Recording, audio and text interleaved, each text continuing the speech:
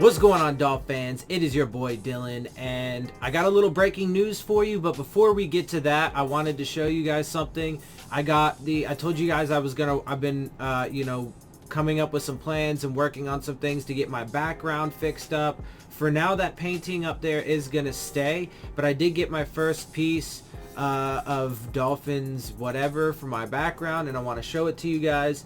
Here it is. It's a limited edition. Apparently, I actually didn't even realize that until I got it today. But it's this limited edition Dolphins 2-time Super Bowl champions with obviously the 2 times whatever, blah blah blah. And it's pretty cool. I fucking love it. It's sweet, and that is going to go up right over here, right behind me, right there, just like so. Boom. I know it's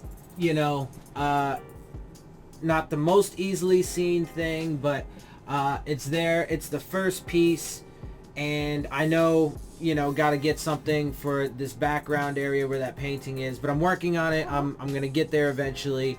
I'm just on unemployment and broke right now, so I can't exactly go spending a bunch of money on stuff like that at the moment, if I even have money. So anyway, wanted to show you guys that. It's pretty cool. It was cheap. It was fun. Yeah, now to the breaking news. It looks like the Dolphins have waived defensive end Taco Charlton, who led the team in sacks last year. So, I mean, there's a couple things here. First of all, it's not totally unexpected. He didn't do very much. Although, look, man, he was a failed first-round pick in Dallas, one of the few times that they got a first-round pick wrong. We picked him up. This proves that the Dolphins are even admitting that that was yet another player that they can add to the growing list of failed evaluations they've done. I'm hoping that they've turned that around with this upcoming draft class, etc. But I have my concerns with it, so we'll see. But the first draft class was pretty underwhelming for a lot of different reasons, all of them across the board. And so their evaluation hasn't been particularly great. He's not all that great, and he's terrible at setting the edge, and so I think it was expected. But again, at the time, I when they picked him up, I was like, look, I wasn't big on it. I wasn't keen on it especially because I would have rather have kept. Again, I mean, it's super old news at this point, but I would have rather have kept the team that we were building prior to, instead of, ejecting all the guys. Get rid of Robert Quinn. Maybe I would have kept him. Honestly, he had a good season for the Cowboys that following year, or last year, right? The other one, though, I can't remember his name right now. Andre something. I can't remember his last name. Anyway, yeah, get rid of him, right? But Cam Wake, I would have kept him. Sure, he got hurt for the Titans last year, but, I would have kept him for a couple reasons. Anyway, it is what it is, but it's... Factually, the Dolphins are admitting that it is a wrong move. It was a wrong move. To be fair, though, to Charlton, actually, he did lead the team in sacks, though, and, throughout a couple of the games towards the end, especially, if I'm not mistaken, it was the Jacksonville game, where we really could use some pass rush, they just decided to bench him. Did they recognize that he wasn't going to be the guy of the future, and that it was a mistake, and that it was a failed evaluation? Sure, but he was still the best thing that you had on the team. So why put him on the inactives list when he was healthy? There was no reason for it. He wasn't hurt or anything like that. They're just like, oh, he's not very good, and we don't really want to win too many games because we got to make sure we still stay in that top 5. So, and we've already dropped this far in the, chase for the number 1 spot. And we got to make sure that we can get Tua because we're just in love with him. And if we drop past 5, man, that's not going to happen.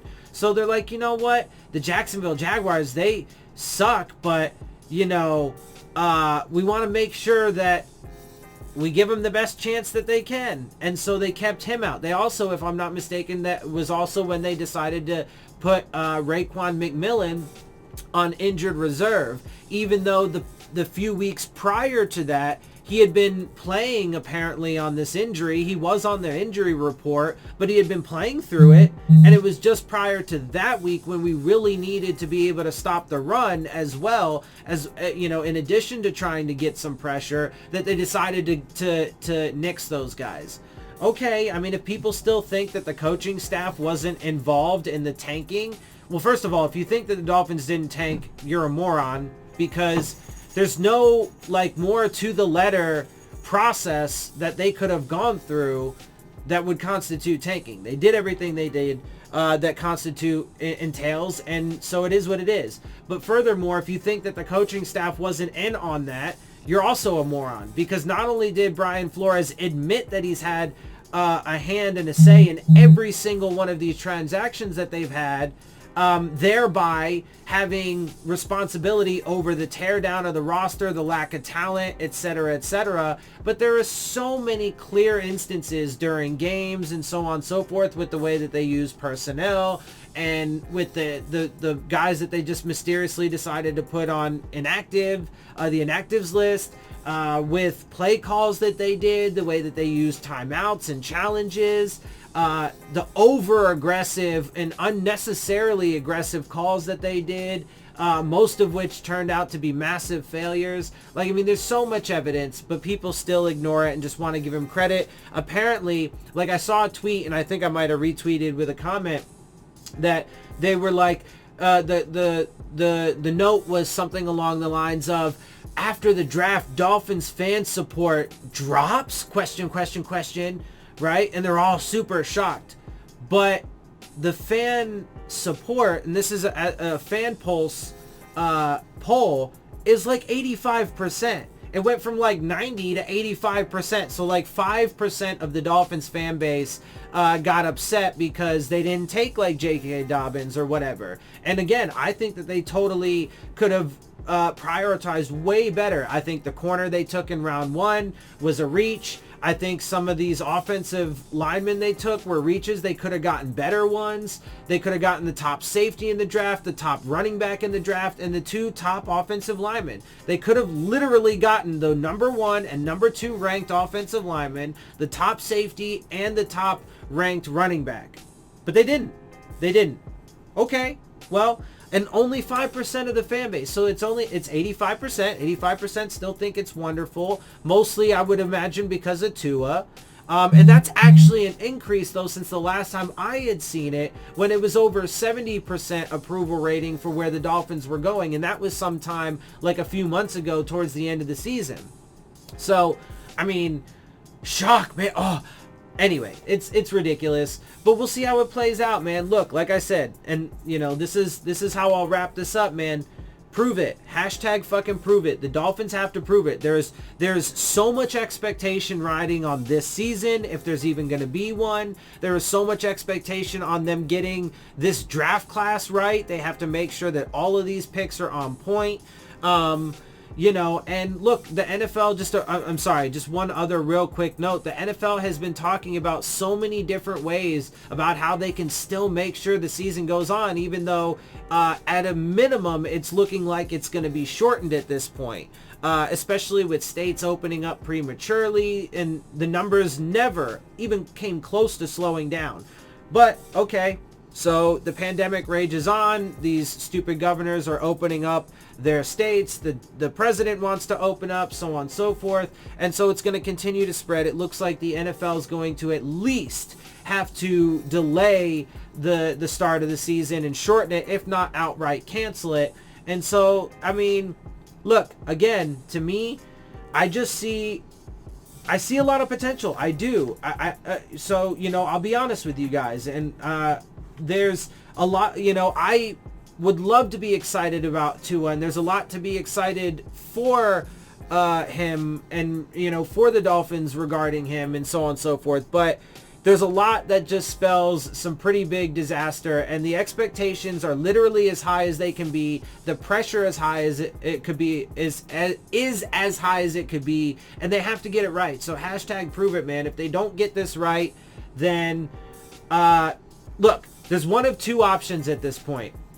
Either they get it right this year, right? And look, 5, 6, 7, 8 wins even is not going to be getting it right. There's going to be a lot of people that are going to, I mean, look, you know, if they got up to 8 wins, I guess you could say that could buy them a little bit of time. But I mean, at the end of the day, with the players that they brought in free agency, the way that they blew through their cap space, the way that they, you know, they got their quarterback and blah, blah, blah, blah, blah, all these other things, it's going to be expected, man, that they're going to be put the 14 team playoff situation.